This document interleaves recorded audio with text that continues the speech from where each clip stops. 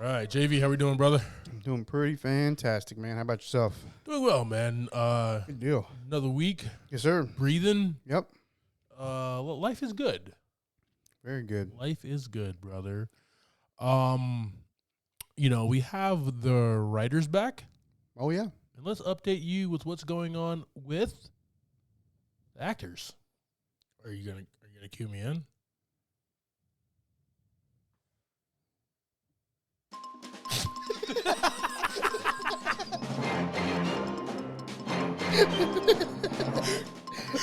All right.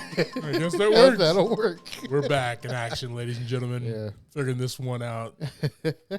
All right, man. So it looks like that the actors are meeting back with the studios. Right. And we might get a deal here soon. Awesome. Details are still unknown, but it looks like the actors are coming up. Like the top paying actors Yeah. that are in SAG are going to be paying more to help out the other actors who can at least keep their benefits, like their insurance and medical and stuff like that. So that's the big thing. A couple things with AI, but more to come in the next few days, man. Yeah. It doesn't seem like we're losing content. Things are slowing down and stuff like that. Right. But like, we're not getting much news on productions that are 2-3 years out, like we Right. do. You know, Yeah. and that's where the hiccup is. Like, things can get shelved real fast and forgot about and lost, and it could be like a really dope project. So, I mean, I don't know how much you read into it, but is it like, are they taking cuts on previously posted content?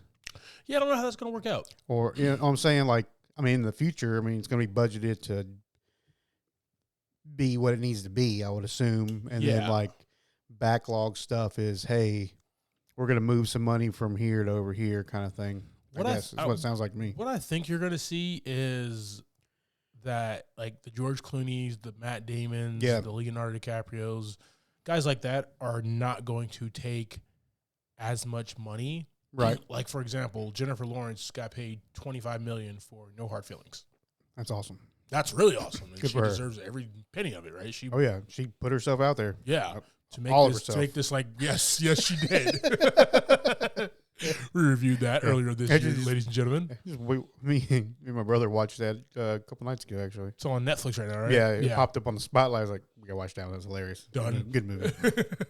So I don't think they're going to be taking less off the top like that. Yeah. Like those $25, $30 million type movies, it won't be like that. Like, remember, Kevin Hart got paid like close to like $100 for the Jumanji sequel. Yeah. You know what I mean? So it's like, I think the top earners are not going to be making that, so that money can be put back into for other people. That's the little bit that I know of. Yeah. I just know that I'm not getting the movie news down the road, the production, what's coming, like I'm used to, and that's what's kind of been annoying for me as a movie fan. I feel it's going to be kind of like those residuals on like TV shows is really where it's gonna hurt and help. Yeah, hurt some, help some. I don't know about the big budget movies though, because you got a smaller cast. You know, you kind of have that to deal with already. But when you go into residual stuff for like 30, 40 actors, big time actors, that's probably a lot of money. And it's really weird, right? Because like everybody basically has their own streaming service. Yeah. But have you noticed on Netflix, a lot of HBO stuff is available on two things: Netflix right now and on Amazon Prime, like just to stream. A lot of HBO's, not HBO's, but a lot of Warner Brothers content. Yeah, yeah. And I'm just like, well, I think Amazon. Yeah, I think because like, I think you can get like Amazon or like HBO linked with Amazon and stuff like that. Yeah, all of that stuff, Max, Disney, all you can get all that stuff. Paramount, Peacock, but because Amazon owns everything. That's cool. Yeah. Bezos, basically, he's gonna sign his name into everything. He's that super fine print on every contract nobody even knows about. He goes, Killers of the Flower Moon? Yeah. Break me off a piece of that. All right. Jeff Bezos. Yep. do that. He's got another yacht he's got to build. But like the other side of the world. It's just interesting that he's gonna get stuck underneath another bridge for 7 months. He's like, oh, my freaking yacht is stuck again. My 60-foot yacht is stuck. What will we do? What will we do? Jeff, you see that helicopter on the back of it? You can just, I don't know, take off in that. Yeah. What am I going to do with my yacht, though? Build another bridge. 100 staff can't take care of it that you have on there? Gosh. Nah, man, I just hope that things do get worked out. I want to see some good stuff moving forward. Also, there's a report that, like, Warner Brothers might get sold again here soon. They just got sold to Discovery. Might get sold again, so who knows what's going to happen with James Gunn's universe that hasn't even started yet. It's the worst. DC just has the baddest luck, guys. But the longer that they delay this actor stuff, you know what I mean? Yeah. Like, we're not going to get that content for him to be able to be like, yo, this is my world that I'm building. You know what I mean? So a lot of things at play. Call your senators, call your congressmen. They can't do shit about this, but just call them anyway. Just blow them up for no reason. Take up all their time for nothing they can help with.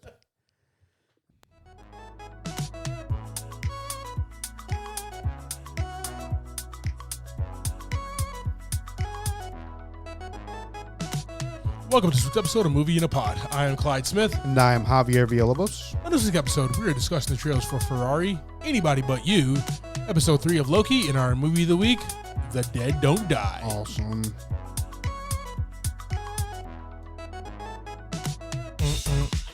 Bring it home now. I didn't know you were like the chain. You're better than the chain smokers, dude, making this beat. Forget those guys. All right. This is a JV Productions right here. All right, team. Hope everybody's having a good week. Yeah. Spooky season's here. We got some trailers here for you guys. We got the trailer for Ferrari, Michael Mann's movie starring Adam Driver as Enzo Ferrari. Oh. And then I have to apologize. I misspoke on this one. Anyone But You, not Anybody But You, stars Sydney Sweeney, Glenn Powell. That Glenn Powell, he's just so hot right now. Yeah, he is. So this one's a rom-com type rated R comedy, so I'm kind of excited for this one. We'll throw these on our socials, man. But you can see our beautiful faces on the YouTube. You can get a couple of these if you go over there. Get some thumbs up. You don't know what that is? I was supposed to be a mystery. Oh, man. I messed it up, guys. Messed it up there. Guys, we're across all our socials. Check out the link tree in the description. You can look at our beautiful mugs. So, guys, hit us up. Don't, like always, like, share, and subscribe. All three of those things. All of them. Tell your mother, tell your auntie, whole fam. Tell your cousin. Next cookout. At the next cookout. We need everybody to print out business cards and just hand them out at the next cookout. Everybody at the next cookout, guys.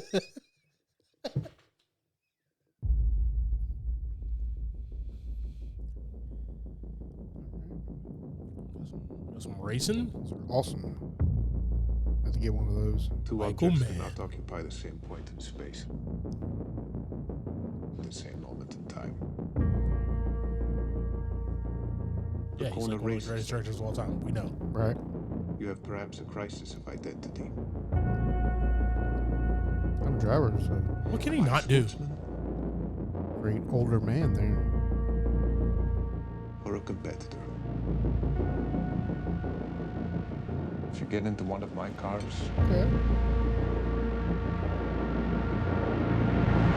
you get in the win. Oh. Agreed. Yeah. Slow. Trying to have one of those for show. He's one of those. You're going broke. How? You spend more than you make. That happened. So what Is that how it works? Win the Mille Miglia, Enzo. Or you are out of business. This is a gun pointed at our head. And those are gorgeous. Gorgeous cars. You should assign me control of your stock. I have to have all the cards in my hand. Well, half the cards are in my hand. Where you going? All of us are racers. Oh, happy he looked at that black Yeah. and white photo. Really A deep. terrible joy. I wonder if we'll be back. How can I stay away? Dang. If Anthony is looking for a scapegoat, then here I am. You were supposed to save him. You promised me he wouldn't die. The father deluded himself.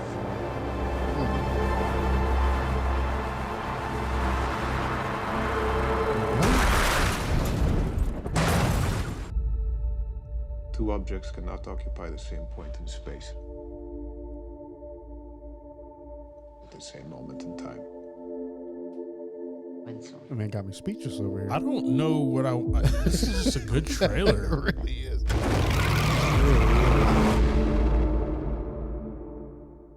All right. Yeah, so that's that's a trailer. Yeah. Very good one. Very good. That is a trailer right there. I've never seen one before. Guys, Ferrari, according to IMDb, set in the summer of 1957. Wow. With Enzo Ferrari's auto empire in crisis, the ex-racer turned entrepreneur pushes himself and his drivers to the edge as they launch into the Mille Miglia, a treacherous 1,000-mile race across Italy. Nice. All right. Well, this comes from the great Michael Mann, like it said in the trailer, Heat. Yeah. In The Last of the Mohicans, we did a Michael Mann movie before, Thief. Mm. My favorite Michael Mann movie is Public Enemies, Nice. but this looks fun, man. So you see how this looks like it's basically like a lot of racing and action, like race car driving action, stuff like that. At a movie that's 2 hours and 10 minutes, I bet there's about 30 minutes of it in the movie. We probably saw all of it. We probably saw all of it in the trailer. But that's what makes like Michael Mann really good at what he does, is like everybody thinks he's action driven. He's not. He's intensity, drama. He's those key moments, those conversations. And we saw that every second of this trailer. It was awesome. It was either action, drama, all that just wrapped all up in it. And Adam Driver looks awesome. Really does. Kind of unrecognizable. I mean, so he made a really nice older gentleman there, like unrecognizable as like the Adam Driver right now. Exactly. Yeah. He's not Kylo Ren in this. No, not at all. No. Yeah. Yeah, not Kylo Ren at all, man. He's wearing the high. Well, he might be wearing the high pants, but we can't tell. Can't tell. Why Is that is your fresh belly suits? button covered right now, bro? Get them. Man, those pants are so high. Let's get that jacket on this one. Always got it covered up.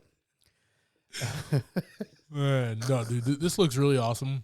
Yep. This is one that we definitely need to go ahead and add to go see. It comes out Christmas Day. Oh wow. So what are you doing Christmas? Sounds like I'm going to see Ferrari. We're gonna go to the movies. Okay. Take the wives. Let's go. Make it happen. Yeah. All right, team. We're going to throw this on our socials. Ferrari, starring Adam Driver, Shailene Woodley, Sarah Gadon, Penelope Cruz, Patrick Dempsey. Still so hot. Even though he was the villain in the third Transformers movies, Dark of the Moon. Yeah. That a-hole. Still a sexy fine. a-hole, though. Guys, we'll throw this on our socials. Let us know your thoughts.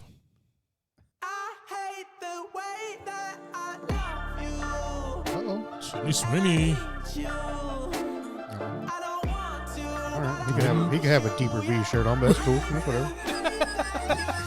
Let's just tell everyone we're Down together. his belly button, bro. Could be kind of fun. There's no way we can convince anyone we actually like each other. Yeah, that's like the total Trust lie. Yeah. We're at a wedding, a million miles away from home.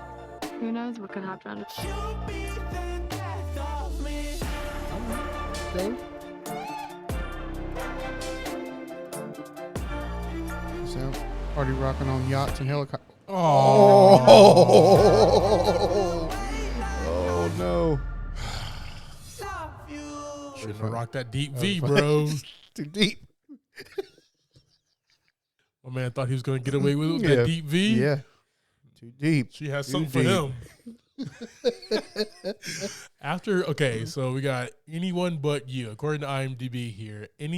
After an amazing first date, Bea and Ben fiery attraction turns ice cold until they find themselves unexpectedly reunited at a destination wedding in Australia. So they do what two mature adults would do, pretend to be a couple. Nice. Couple questions here. Yep. This is like multiple questions. Multiple questions, right? First question is, right, it really couldn't get any deeper. Right? Like it was just like there was no more fabric underneath the point of that V. Yeah. It was so deep. It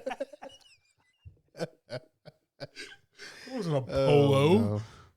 No. Something the situation would wear, okay? Yeah. Not Mike. Mike into this. No, the second question is, so yes, I have seen exes at weddings before. Right. But why? What's the circumstance? We obviously didn't get it from this teaser trailer. Yeah. What's the circumstance that you have to act like the perfect couple? Right. Unless they got invited as a couple, but maybe there are their guests. Maybe one's the guest of the other. A lot of questions. Kind of weird. A lot of questions there, but this comes from the great Will Gluck. And if you know anything about Will Gluck, I gotta say it like that because his name gets messed up a lot. Okay, this guy gave us Easy A, Friends with Benefits, nice, the Peter Rabbit movies, and my favorite, Fired Up. F.U. If you've never seen F.U., it is literally the biography of my time as a cheerleader in high school. Okay, watch. If you guys didn't know, I was a cheerleader back in high school. Right. Watch that 2009 cinematic classic called Fired Up. Good times. Directed by Will Gluck. So he's one of my favorite directors, writers. Dude's like really, really witty. Obviously, he had a bunch of awards for Easy A, which is like his big standout movie. Yeah. So he comes back with this, man. This looks like it's going to be a fun time. Good deal. Nice little rom-com. Yeah, curious about, like you said, this whole situation. Just why? Like, why even attempt to do? Why not just be there? You ain't got to talk to each other. Yeah, you ain't got to really do anything, but they're like kind of trying a little bit, but not really. It's pretty lame. Lame situation. Many questions here. On top of this one, like I said, we got Sydney Sweeney, Glenn Powell, Alexandra Shipp, Darren Barnett, Gata, who rolls with your boy, forgot his name, Lil Dicky, and Dermot Mulroney is also in this as well, guys. So we got some people in this movie. I'm interested to see what the hell Gate is doing. But, guys, we're going to throw this on our socials. Let us know your thoughts. Awesome. All right, brother. 1893. Loki. Oh, yeah. Episode 3. Yeah. So what movie or show or what was it where we saw the beginning of this episode where they first lay eyes on one of the variants? What did we watch? That was like the last that was like an end credit scene for the end of last season. If I'm not mistaken. No, I don't think so. You don't think so? Guys, let us know my goodness. That's what where that was at. It was something. I don't know if it was. I don't know. Or was it Ant-Man, maybe Ant-Man Quantumania? Well, then what was the scene where you saw all of his variants in like the auditorium or something? What was that then? You know what I mean? Like I have so many questions now. I think that was Quantumania. Dude. Okay, so what was the one when he was when there was like a bunch of him in the auditorium? Could have also been Quantumania. Did he have two? Oh. Okay, yep, you're right. You're right. There's two. The mid-credit scene and a post-credit scene. They're both Quantumania. Gotcha. You are a genius. In the mid-credit scene, numerous variants of Kang, led by Immortus, commiserate Kang's death and plan their multiversal uprising. In a post-credit scene, Loki and Mobius encounter another Kang variant, Victor Timely, at the Chicago World's Fair in 1893. You are a genius, man. And we finally catch up to him. And we finally catch up to this moment right here. Let me tell you the first thought I have when we get to these guys. Did not disappoint, by the way. Did not. Just both of them, just so fresh in the suits, dude. Dude. Just looking so good. Both of them. Why? Just super sexy. Him and Owen Wilson. I'm looking at this picture right now, bro. And when they're walking down the boardwalk, just walking towards you, dude, I was like, man, these two dudes just the coolest guys in school right now. Man, I wanted to be Owen Wilson growing up. Now that I'm grown up, I still want to be Owen Wilson. Damn it. As he grows, your fascination grows with him. This is so cool, man. The really three-piece with the vest. Yeah. And the top hat, man. It's hard to find like a chemistry like these two guys have, man. And from like very different backgrounds. Very, very different. Like Tom Hiddleston has more of that like Shakespearean like theater background and stuff, and obviously jumped into movies and you know, starting in the Marvel universe. And Owen Wilson has given us like timeless comedy bits, but when they come together, it's just like it just works so well. So well, man. It is a perfect casting of these two gentlemen together. Like, I want to know like how long it took for the execs at Disney, and then obviously Tom Hiddleston, who is the executive producer of this, to like get Owen Wilson and be like, that's our guy. Like, how many people were before Owen Wilson? Tell you this, probably zero. Maybe. Just him. Well, there was zero after Owen Wilson, I'll tell you that. Know that for a fact. Damn right. Because just their comedic timing and just like the way they banter, they really remind me of like me and you. Yeah. How we just kind of go back. We're two totally different people. And just like random comedy lines that, you know, whether improv or not, they land them so good. Yeah. Yeah. Perfect, man. So this episode, guys, we meet one of the variants of He Who Remains, and he is in 1893. Yeah. And he does not know what he's bound for. Right. But we have Ramona is her name? Ravona in Miss Minutes, who's still a weird character in that weird scene where she was like girlfriend. Yeah, she got weird super fast. Got weird super fast. Thank God he turned her off. But they were trying to basically like use him as a method. They're trying to speed up this process of him being this all-being person or whatever. That's what I kind of didn't understand. Like, you have a variant, but this variant isn't as good, obviously, as or as smart, as cunning, as evil, whatever, as He Who Remains or these other guys. So I wonder if this is kind of like some kind of weird time loop thing, where like he is, or maybe like as these guys are going through their cycle of life or whatever, they just have to keep pulling in other variants. Like, this has happened multiple times. This ain't the first time this has happened where they've taken a variant and put them in a place like of power, I guess. That's really all the TVA is doing, right? Just picking people out, whether it's Kangs or Mobius or any of the other ones. They're just kind of using them. That's all it's doing. You know, we got to see that. We ended up seeing that S.H.I.E.L.D. was actually not a good organization.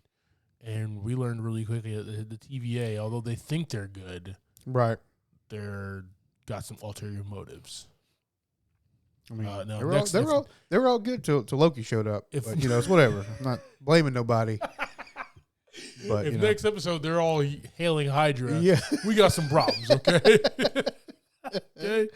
Yeah. So. But yeah, just a great episode. I'm glad we got to see that Sylvie Loki combat again, where they're actually like using their magic. Yeah. Not just not using their magic, which they seem to do a lot for some reason. It's whatever though. what I really like, man, is my favorite thing about this episode is that we got so much Jonathan Majors, right? And we got like the range from Jonathan Majors, right? So we got like Kang, who was one variant, Yeah. and then he got to play like first he got to play He Who Remains, which is one variant, right? Yeah. Last season. And then we got to see him as Kang the Conqueror, who was another variant. Then we got this Victor Timely, which is another variant. So it's just like Jonathan Majors doing what he does very well, man. Yeah. His range of acting. You're playing basically the same character, just in different forms. Yeah. That's gotta be fun, man. And he's having a fun time doing it. Oh, yeah. He's this like nerdy guy who's into physics and time and space and stuff in this one, man. He was like this, it's a Ant-Man movie, but like this scary conqueror who does his thing. And then he was like this, he was really cool as He Who Remains, but he was still just like, you don't want to mess with time because of X, Y, and Z. He's like, I'm cool with it, but like, if you kill me, you're gonna mess up stuff, right? Not so good. like, just him flexing was really, really fun to watch as well, man. Once again, going back to that scary part is like, I honestly don't know what Miss Minutes is trying to do here. Obviously, she's trying to do some stuff With weird, very weird. She's writing some weird programming for herself. Somebody needs to check that out. It's getting out of hand. I mean, has Jarvis or Friday ever tried to push up on my man, Tony? You know what I mean? Like, right. That really went in a weird direction really fast. And got like creepy horror for like a second. She like put her face on that little mask, that little like that doll, like the yeah. Like, what the fuck are you doing? I was just like, this better not get weird. Yeah. This better not get weird. Glad it didn't get weird. And then Ravonna pops up out of nowhere and was ready to like pierce him or whatever. I was like, okay, this definitely did get weird. Just went to a different direction. Yeah. But it's fun though, man. This is a series that, with such great writing and such great actors, it's keeping us on our toes. We still don't know like what the end game is, like where we're going. I like that in this type of series. And so far, like from the Marvel universe, like this is one that I've enjoyed, one of the tops. Yeah. Just because of the, it's still got that little bit of comedy that Marvel always has. But at the same time, it's that mystery. A good mystery, a good, just a really good story, man, with Tom Hiddleston, Jonathan Majors, just amazing actors, Owen Wilson, all of them have been really great so far. It's been fun, man. It's been fun here. We're going to throw this on our socials, guys. I hope we get Mobius in the theaters. That'd be fantastic. Bro. That'd be fantastic. Yeah, we see him in some upcoming movies. Definitely see like Owen Wilson on the big screen in a Marvel movie, man. I don't want him to out with Thor. I don't want him to do anything action packed though. Yeah. I don't want to see him save the. I just want to see him be him. Just be chill, right? I just want you to be you, bro, and all 5'11" of this guy, man. Just want him to be great. Also, like with the details in this one, like one of my favorite little clips was, I guess they're looking at like the Norse god monuments or whatever. Yeah, and Loki's like, Thor was never that big. He's never that tall. Things like that. Just a cool little reference, little quip there. Such a good movie, man. All right, guys, we'll throw this on our socials. Let us know your thoughts. All right, man, you ready to jump into our week's movie? We're not gonna go back on our childhood past here. I thought no Goosebumps action. I thought we were gonna. Oh God! Before we do that, okay, I forgot about that. I didn't even think reliving about my childhood for like a few minutes. You're right. I relive my childhood all the time, but it's fine. Do that on a regular some basis. grown ass man with a power morph in my pocket, bro. Keep that thing on me. He's a grown ass man with a power morpher, bro. Okay, you don't want to step to Javier, okay? That thing on. Yo, I saw this meme today. Oh gosh. I saw this like it was real or whatever, and it was just like the bad guy approaches. Yeah. And then it's like all the Power Rangers and they start like doing all their dancing skills, like getting all their Zords or whatever. And then the bad guy's just like, I'm just going to stand here and I guess wait until you guys are done with your dance show. It's pretty impressive. I'm going to watch. Yeah. Then you guys are going to beat me up. Yeah, So. exactly. All right. So much violence. Let's talk about it real quick, man. Goosebumps. Yes. The new series. Oh, yeah. It's on Hulu and Disney Plus. This one comes to us from the guy who brought us. Ready for this? Forgetting Sarah Marshall, Nicholas Stoller. Nice. What you just watched the first one, which is what Say Cheese and Die, right? Yeah. Yep. Thoughts? As a series from our childhood, you know, it's good to see some of these things come to us with less of like the kid gloves. Yeah. You know, we get something that's a little bit more creepy than kind of cartoonish, which there's been some Goosebumps series and stuff like that over time, movies and stuff, but it's always been kind of that cartoonish, kind of childish. Yeah. You know, it's supposed to be scary, but it's really not. This first episode was pretty creepy, and I really enjoyed it. It was so I thought it was really, really good establishing the groundwork. Like I'm 6 episodes in. Yeah. I watched the first 5 in one night on a school night too. Okay. I probably would have got more in, but like I said, it was like 45 minutes. Yeah. I thought it was going to be like a quick series, you know, like a quick 20, 30 minute real fast thing, but it ended up being 45 minutes. But it was all awesome 45 minutes. Yeah. Everything leads back to that party. Yep. And it's really cool, man. And how that a party affected all the main characters. Yeah. You're going to learn about it as you watch more. I do like that the kid gloves were off. I thought that it was like the quarterback on the field, like seeing that, I was like, yo, this is still, I'm watching this on Disney Plus right now. What is going on right now? Yeah. But really cool, man. Really super cool. I'm digging it. The Haunted Mask was good. The Cuckoo Clock of Doom. Go Eat Worms. Every episode is a book, a Goosebumps book titled, and it slides. It's like a mystery of the week, a horror of the week is what it is, man. Really fun, really exciting. I didn't know like Nicholas Stoller did as much like kid stuff as he did, because he gave us like Forgetting Sarah Marshall and Get Him to the Greek, and then he did like Neighbors 2, but he did like the Muppets movies and Storks.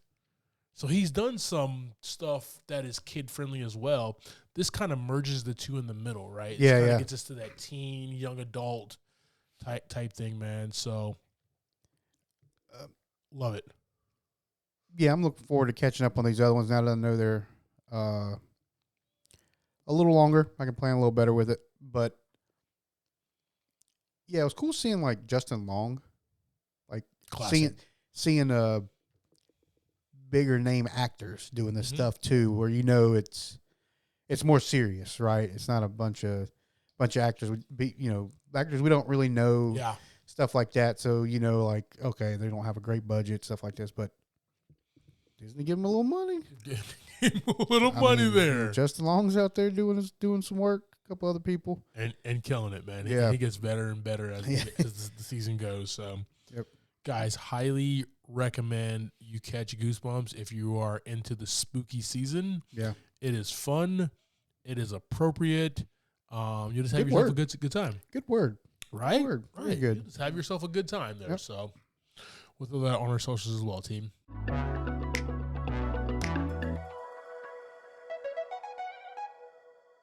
Now, we'll get to our movie. All right. Ladies and gentlemen, today's movie, this pod's movie, is The Dead Don't Die. This 2019 movie was released in the year 2019. I don't know where I was going with that at all. I totally messed that line up. You landed the plane, sir. It just very horribly. It's fine. Like, a little windy like out. Denzel did in Flight, okay? It's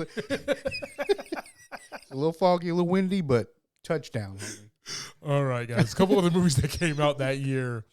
Parasite, Knives Out, Little Women, The Irishman, The Lighthouse, Marriage Story, Ad Astra, and, you ready for this? Avengers Endgame, man. 2019. That's crazy. I feel like I just watched this movie like when it came out, like not too long ago. I feel like we saw Fat Thor like 3 months ago. Well, that too. But like when I was watching the movie, I was like, man, I felt like I just watched it like recently. I didn't realize it was 2019. I was like, man, time's flying by, man. Getting old. Getting long in the tooth, as they say, right? When you get older, you start saying like old people's things too. Long in the tooth. All right. You going to work tomorrow? Man, Lord willing. Like, that's what old people say, you know what I mean? If the Lord wants me to, I'll be there. Like, guys, so Avengers Endgame was also released here. Cool. The Dead Don't Die was written and directed by Jim Jarmusch. I don't have a budget on this one, but it did gross $15.3 million. Starting this, we have Bill Murray as Chief Cliff Robertson, Adam Driver as Officer Ronnie Peterson, Tilda Swinton as Zelda Winston, and Chloe Zervani as Officer Mindy Morrison. And a lot of townspeople and visitors along the way. You're right, man. And it's a lot. I mean, it's a big cast, but it's like a humongous cast. But it's a bunch of people just in and out real quick. And like so many people that you'll just be like, I know them. Yeah, I mean, we got, Selena Gomez is one that's very recognizable. Really, all you need to say. Yeah, Selena Gomez. Done. She's just another rotating person, though. She's not in there very long. All right, brother. Go ahead and give us that quick synopsis of this flick. Yeah, so we got zombies, Clyde. A lot of zombies. All over Centerville. And we got a few police officers who encounter these zombies on multiple occasions, and they try to stay alive and possibly figure out what's going on. Mm-hmm. Yes. Pretty much it. So that's where we're at. That's where we're at with this one. Let's start at the top here, man. We got Bill Murray as Chief Cliff Robertson. Chief of police for this. I'm just messing up tonight, guys. I have not had a sip of alcohol. Yeah. Oh my goodness. Just a Gatorade. Maybe it's poisoned. I don't know. But anyway, maybe I might turn into a zombie. He's a police officer who resides in Centerville, and it's Bill Murray. Wow. It's nothing that he does in this that is like funny, except for just be Bill Murray. Yeah, it's in a police uniform. It's a weird, like, dialed back, but yet still very Bill Murray. Very. And he's the only person on the planet who can turn a performance, a lazy performance. Yeah. Oh, yeah. And it'd be grade A.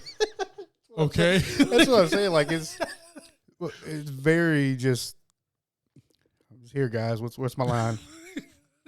All we need to script with my lines in. I don't need nobody else's lines. Literally says that, too. Literally a line from this movie.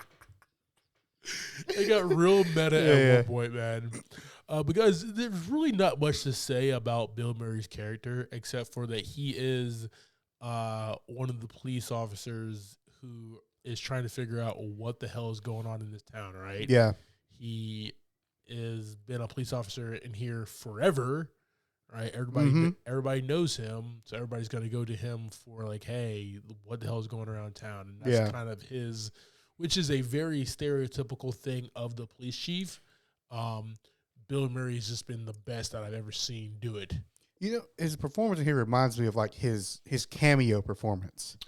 Like, yes, whenever he has a cameo in a movie, his whole vibe in this whole movie is his cameo vibe. Just laid back like an old school Cadillac, man.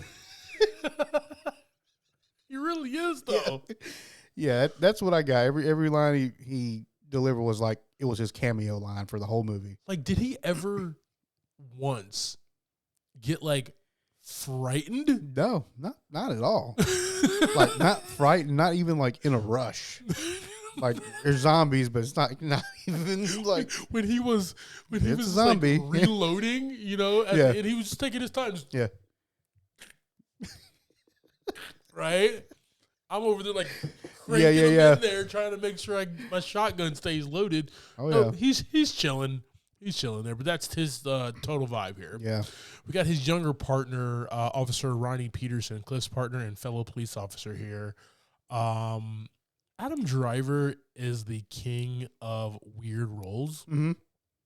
He's really good at being, Gucci and Ferrari, and those are like Kylo Ren. Those are his major roles, right? Yeah. But he's also really good at these like one-off weird type performances, and that's what we get here, man. Yeah. This kid in the movie, he is just the guy to say, this is going to end badly. Yeah. That's it. And like, Bill Murray keeps calling him out on it. Like, how do you know that? And he's just like, I just do. I think it's zombies. It's just do. It's zombies. And then like he starts like, I think we have zombies here, right? Like, yeah. The question is like, what information do you have to know this? Yeah. We find out what information he had. Yes. And it just gets really weird with these two. But I will say, really good dry humor banter between the two. You know, we talked about Tom Hiddleston and Owen Wilson before. I actually did like with this script and these two, they played very well off of each other. Yeah. But neither of them was like over the top. They were almost both on the same level. Yes. But with like the Ronnie character being the more concerned, but yet still like, yeah, we got zombies. Yeah, that's it. He says, ghouls. yeah. That was probably the most excited he got the whole movie. It really was, guys. All right. Tilda Swinton as Zelda Winston, the Scottish resident of Centerville, who is the owner of the funeral home. She's also like a martial artist. She's also like really good with a katana. Oh yeah, she's also really good with computers and can talk to aliens. Whiskey Tango Foxtrot. Hobby. How many times have you seen this movie? At least 4 times. Okay. I don't understand that part. And maybe I was not supposed to. Maybe it was just like a plot line. It's just a thing kind of over here to the right. Over here to the right of the main movie. Just this little thing. Yeah. It's just weird, the whole movie. Very weird. Her whole vibe, the entire movie. Exactly. We got Chloe Savini as Officer Mindy Morrison, a fellow police officer who works with Cliff and Ronnie. Yeah. I love how they're just like, you don't want to see this. Yeah. At the coffee shop, at the diner. She basically was the one who had all of the emotions in the movie. Yes. Like every emotion that everybody should have was just hers. She's the only one. And she goes in, she's like, I don't think you want to see that. And she goes in the diner and she goes, I shouldn't have seen that. And then, like, what do you want me to do? Like, I don't want to be here. And they're like, maybe you should do crowd control. And like the 2 people that were standing over there, she goes and does crowd control for 2 people. Well, there's small town stuff is just it's just so good. Totally, it's just easy sometimes, totally like too easy. Grove, man. Yeah, crowd control. Come on, JP, get out of here. Yeah, okay? Yeah, he's the only one. Oh gosh, man! So a couple other characters that we got in here. We got Steve Buscemi. Yeah. He's the farmer and resident there. Danny Glover, hardware store owner. We got Selena Gomez, a young traveler. Austin Butler, Rosie Perez is a news anchor and reporter. Oh yeah, it was a crazy cast. Yeah, Iggy Pop, Sarah Driver, RZA. Like I said, just rotating though, just in and out real fast. Yes. Most of these people, other than the top 3, Bill, Adam, and Tilda, become zombies, and we see them as zombies. So that's fun. I think Steve Buscemi's character, if I'm not mistaken, is the only other one that doesn't turn into a zombie. Nice. There's one. I can't remember which character it is. Gotcha. No, well, you talk about the guy, Hermit Bob. That's That's the one. That was Tom Waits. Gotcha. At the end there, yeah, he just kind of watches as the world ends there. Just watch. This is obviously a very small budget movie. Didn't take a lot to make. Yeah. The music was very on brand for a Jim Jarmusch movie. There was sinister, but yeah, I got you. There was just not much to anything with this movie outside of there's this cataclysmic event that we keep hearing in the background. We'll talk about during my theme. Okay. Like over the radio and stuff like that, right? Over the radio, the TV and stuff like that. So that's what's happening in the background. These two officers are just doing their job, and they come across these events where people are getting eaten and dying and then waking up, and then they're zombies, right? So all these different things are happening and culminating into that pretty badass scene at the end. In the graveyard. Graveyard, right? yeah. Like, that was actually a really, really cool scene.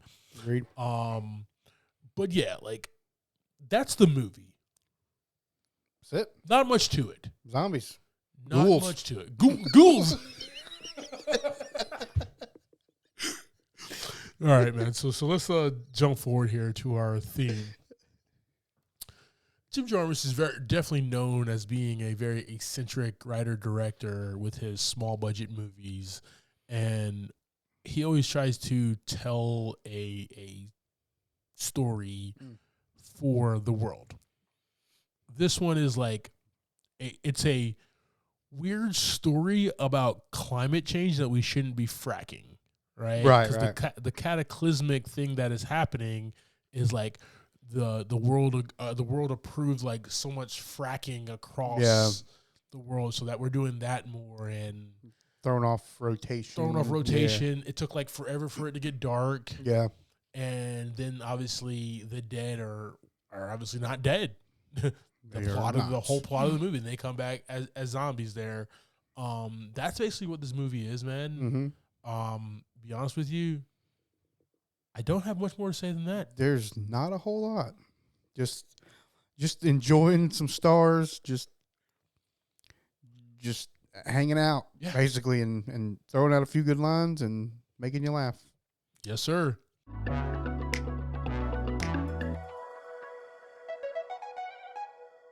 All right, team. So that's our conversation about 2019's The Dead Don't Die. JV. Yeah. This is your fourth time watching this? Yeah, I've watched it a few times. Give me your thoughts and ratings on this, brother. I've watched it a few times, right? It's been a few times, and I enjoy it every time. But like you said, it's not like a over-the-top, crazy, fantastic movie. It's going to get 3 buckets of popcorn from me because I think it's a good watch regardless, but, like, I'm not like, oh, yeah, this is the best movie ever made. Yeah. But it's also not the worst movie. I mean, I still got to watch Slaughterhouse, and we'll see how that one pulls into the rankings. You mean that Oscar-winning movie right there? Best movie ever made awards.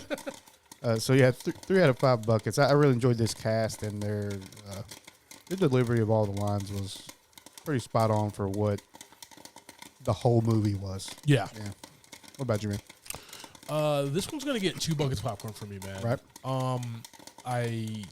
I love the Bill Murray Adam Driver combination. Yeah. I love that they had to deal with a small town. They had to deal with zombies. Mm-hmm. I even love that we got so many like great actor cameos in this movie. Yeah.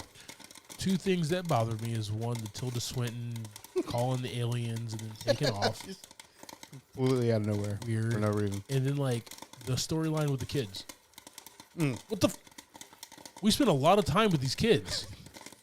The one little boy kept on getting yelled at. And then we just dropped it. Like it's not, like there's no tie-in to anything. because like it ends the way this movie ends, right? You're like, I know it's not over. So I So know this is upset. not over. There's two threads that just don't make any sense. Like, Yeah. they're not tied up. Yeah. And you know what? Like a movie like Tenet, Inception, like that, like movies like that where it leaves you guessing. Yeah. Or like even the first Godfather movie, where like you don't know what Michael Corleone is gonna. Is he a good guy? Is he a bad guy? Like how's he gonna be like his father? Is he gonna Right. be worse than his father? You don't know, and that's the beauty of those movies. But like, it leaves you guessing in a good way. It's just like, oh, okay, But that's like a whole movie, a reason for the movie. exactly, And then a reason for another movie. exactly. But like, The Godfather didn't need a second movie though. Right. It did because it was so great and it was more to the book and the story. But like, as far as those other movies I mentioned, minus Inception, which hasn't got a sequel, which we don't need it because it's perfect. But that's beside the point, though. How the hell did she call aliens, and how the hell did she get to space? Where the hell are those kids right now? And why the hell could the kid not just hang out with the girls? I have so many questions, man. Matter of fact, This might get another bucket for me after that conversation. That was fantastic. just That was like an extension of the movie for me. there's so many questions, man. Yeah. And like it ended, it faded to black, and I was just like, that's not it. I think for me, that's part of the funny of the movie. It's like it leads to nowhere. It really does. like even just the whole movie from beginning to end just leads to nowhere. Yeah. And you're just like, okay. Because you didn't know, like, if you were gonna see Selena Gomez and Austin, but like if they're gonna like have to like fight or run for their lives or whatever. Yeah. No, we just show up at the motel and they're just dead. Exactly. Right? Don't go out of your room. There's Yeah. ghouls. Yeah. And then the next scene we see them in, they're all dead. Yeah. It's just like, okay. Just par for the course of the movie.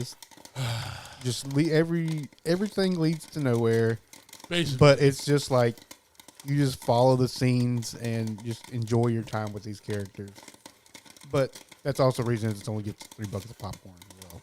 Correct, my good man. Thank you for subscribing to this week's episode, Talking Through The Dead Don't Die. Next week, we will be discussing and continuing our October Spookathon with 2022's Barbarian. And that's streaming on Max. Like always, I am Clyde Smith. You can find me across all socials. I am Clyde D. Smith. I'm Javier Villalobos. You can find me on Instagram at Mr. J8200. Thanks, guys. Appreciate it. Like always, what do we say? Keep watching. There you go.